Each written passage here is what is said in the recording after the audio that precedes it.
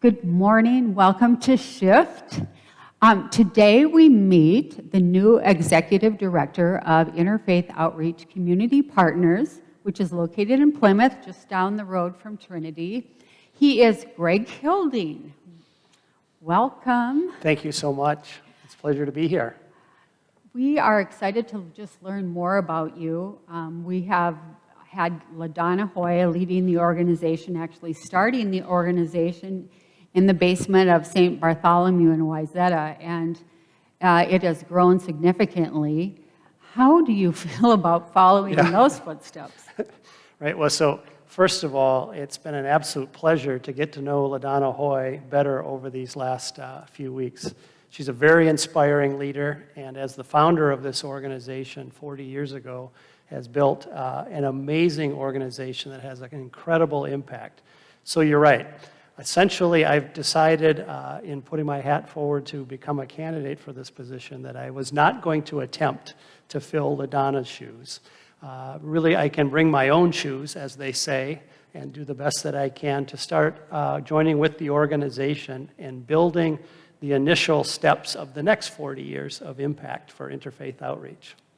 So among the things that you bring are your 33 years of banking expertise at Bremer Banks, and also you've been Second Harvest Heartland, and on the board raising money there. And your time in Wilmer, they talked about you just igniting the community.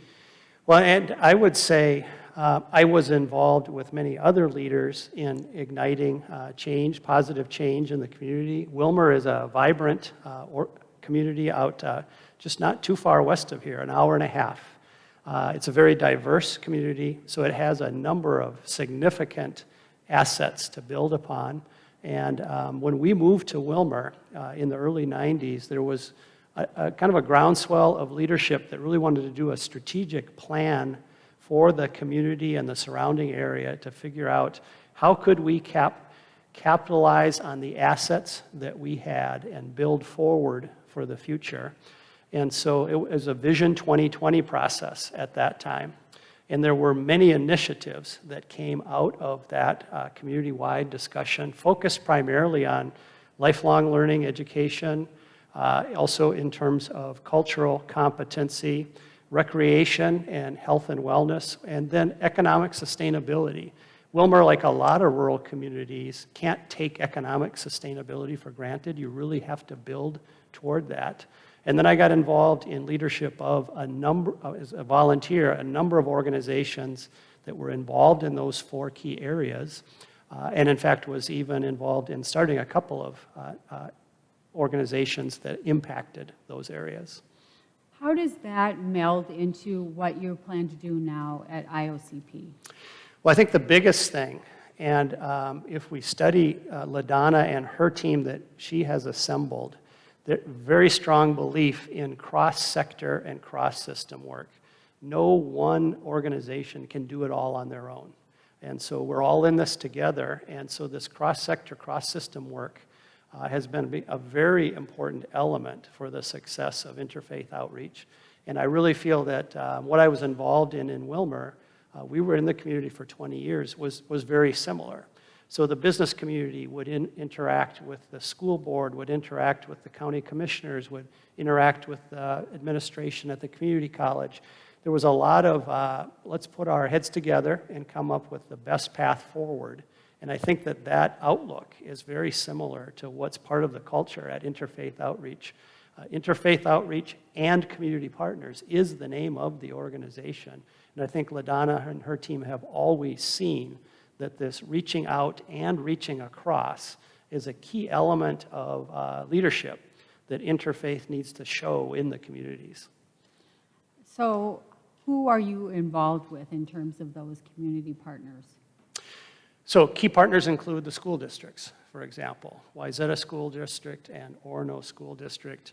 We have the cities themselves. We have strong ties to Hennepin County, the health care industry. I mean, so it's business partners, community partners. Obviously, we've got a strong base of volunteers, donors, The faith community is very key element of support and communication both ways. We learn from the faith communities, and they inform some of our outreach and decision-making. Similarly, I think many organizations in the faith community are looking to us for insights as well. So all of these community partnerships really go both ways. That's really interesting because we have a lot of volunteers at Trinity who go to Interfaith Outreach and love it there. And in fact, I have some questions from them. One is from Chuck Ritchie. Hey, Chuck. Chuck asks, as you transition in to take over from LaDonna, what has been your biggest personal challenge? And secondly, what do you think the biggest challenge is for Interfaith Outreach as we move into the future? Yeah. So the biggest personal challenge is a pretty obvious one. The board approved me as the incoming executive director on March 11th with a start date of April 13th. Well, by the morning of March 12th, really this COVID event hit across the globe. And so I reached out to Rima Torgerson and Janet Schutz, who are involved directly in leading the board, and said I would be willing to pitch in and help out between the intervening time before my official start date.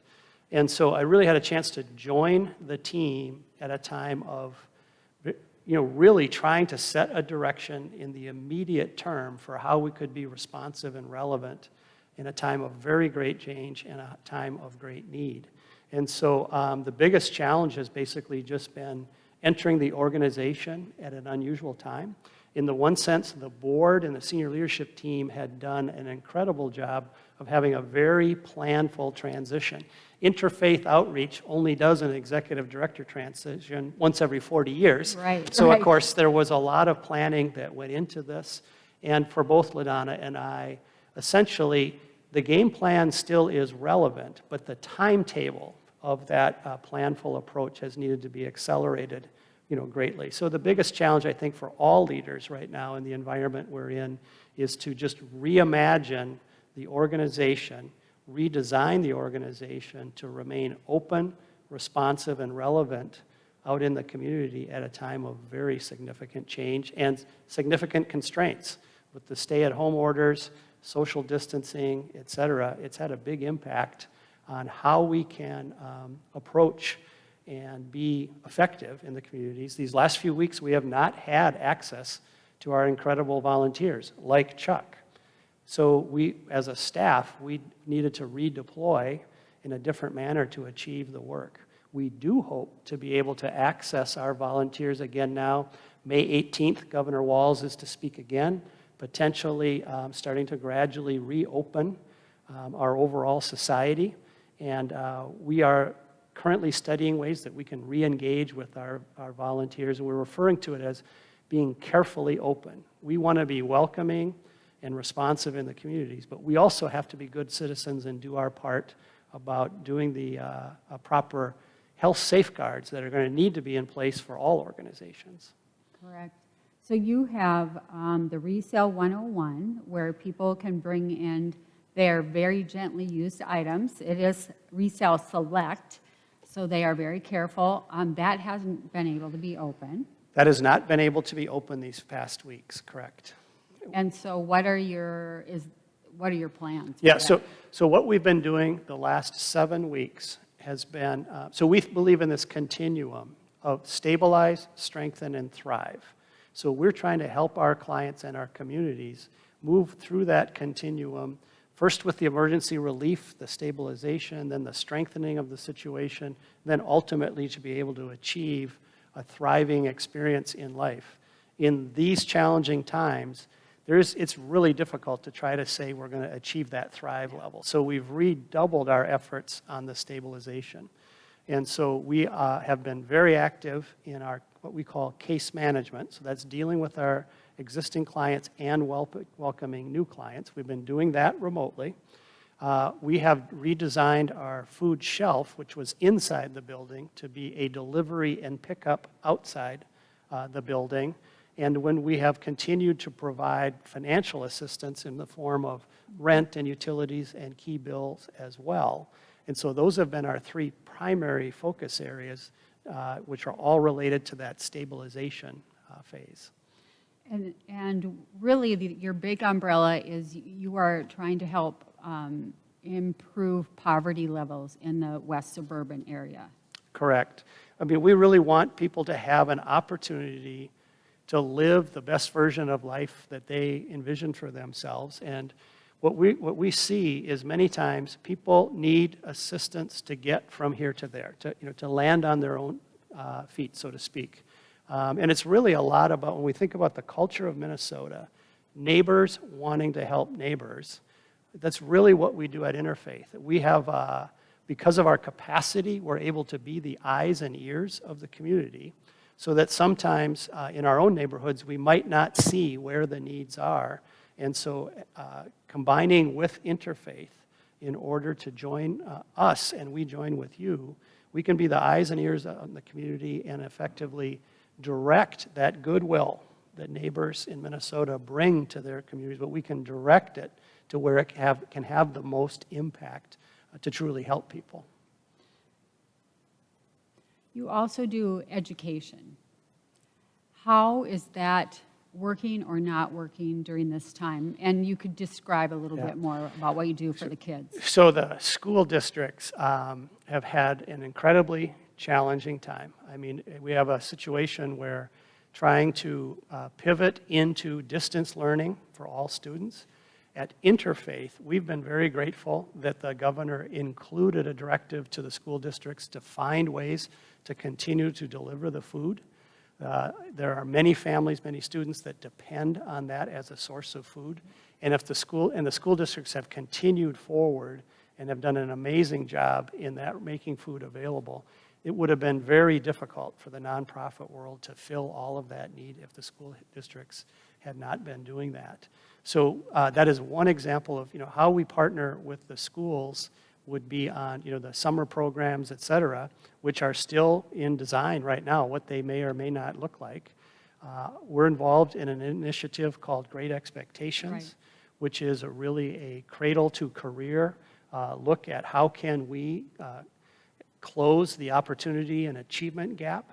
I think we're all, as citizens of the state, disappointed when we see these measurements that indicate that that gap is one of the largest of any state in the country. And so we're significantly involved in looking at what are the systemic issues that present themselves so that it prevents access to opportunity for our students. And so this is a very broad-based coalition, and we're very happy to be a part of it. Are you able to hone in on some of these gaps to find out what they are? So yes, there is good progress being made, and it's continuous. I think we're all fearful that in this current environment, it isn't going to be an environment where we're able to make forward progress in closing the gap. So I think some of what we're doing, in the immediate term, is looking at how some of these short-term effects might cause some backsliding. And I know that the school districts are looking at this very closely as well. And so the overall initiative has good momentum, but like many things in our country right now, with the advent of COVID, it's sort of a reset, and we're going to have to move forward into a new normal about how we can move forward and make progress. I think Julie Morrison mentioned something, and I think this is really important, is how can we help? So that is a great question. The most tangible way right now, and we've had a lot of community members raise their hand and say, how can I help? During this stay-at-home order, it's been very difficult for volunteers to get involved directly. And in fact, one example would be our volunteers are the ones that go to the grocery stores and rescue the excess food and bring it to places, Interfaith, in order to be distributed into the community. We have not been able to rescue food without having access to those volunteers. So we have been purchasing the food through Second Harvest Heartland and the food group. And what's interesting is, and a lot of people know this, but it's still not completely well known. If we were to receive, let's say someone gives us a can of soup that's worth $1, and we can give it to somebody that needs it, I mean, obviously that's a good thing. Right. If that soup costs $1 and instead we receive $1, through the purchasing power of the generous support that Second Harvest Heartland and Food Group are able to generate, we can purchase 7 or 8 cans of soup for that $1. So the most tangible way to really help in a time like this is support through donations. If someone is compelled to be able to do that at this time, those dollars are going directly into programs that exist today. The outdoor food delivery that's happening right now, that is almost all purchased food right now. And so having the cash to be able to do that, as opposed to when we are able to fully reopen in our inside food shelf operation, we would also be rescuing food as a supply source, but right now it's almost all purchased. And food is so critical for these families. I know that they do depend on schools to get their food, and so what you're doing is so important. We're doing community meals here. Correct. Correct. And then we are also using some of our funding from the Agape team to purchase gift cards at Yes. local restaurants. Right. And I think that is a great. Absolutely. Yeah. And so that is Thursdays in May at Trinity at 5:30, and you can pick up a meal. It's all done using physical distancing, and we're trying to do our part as well. Yeah. No, and I think, when we look at this continuum again of stabilize, strengthen, and thrive, at that stabilizing level, food and housing are, linchpins of that foundation that people need to have stability there before they can launch forward into things like education, employment, et cetera. So if we stay the way we are, or it's a sort of an up and down road, what do you foresee for the summer of needs for families? Yeah, so I think a lot in the next week or so. Right now, we are waiting to hear more on the decisions that are being made at a state level between the governor's administration and conversations with the school districts. So what happens at the school districts and what happens in the community park and rec departments would have a big impact. We see ourselves as partners on those types of programs, and so depending on where the gap might be, we want to be as relevant as we can. But it'd be very difficult for us to speak first without first hearing from them where they would stand in that regard. Yeah. And so many of us, of course, are dependent on May 18th. So Yeah. Governor Walz, we're waiting to see what happens. Right.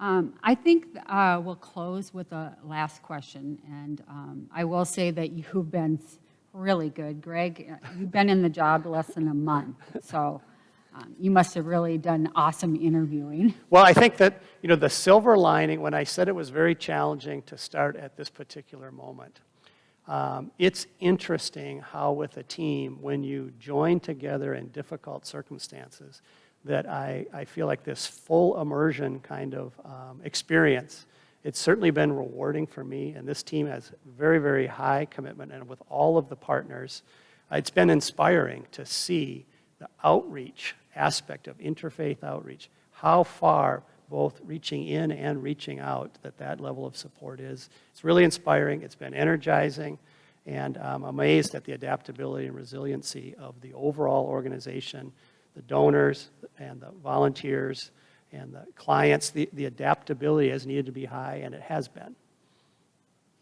What inspired you to take this job? The mission. Yeah, I think that many of us reflect upon what can we do to give back. I think of people that are, you go into nursing, or you become a teacher, or you enlist in the military, but different ways to serve society, serve the country, serve the state. And in reflecting on the very good experiences I had in community banking of being able to be involved within the community and then see how that helps the community grow and prosper, I wanted to have opportunity in my career to go into that kind of work, nonprofit leadership.